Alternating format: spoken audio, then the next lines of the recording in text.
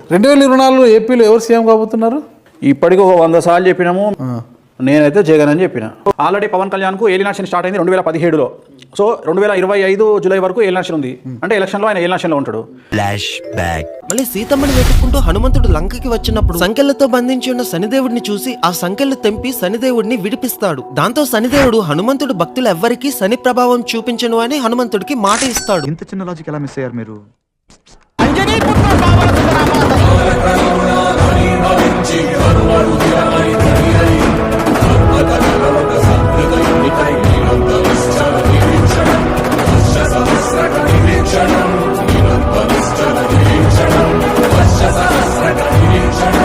అప్పటి నుంచి హనుమంతుడు రావణాసురుడిని పట్టి పీడించి రావణుడు లంకను దహనం చేసి ఆఖరికి రావణాసురుడి పతనంకి ముఖ్య కారకుడు అవుతాడు.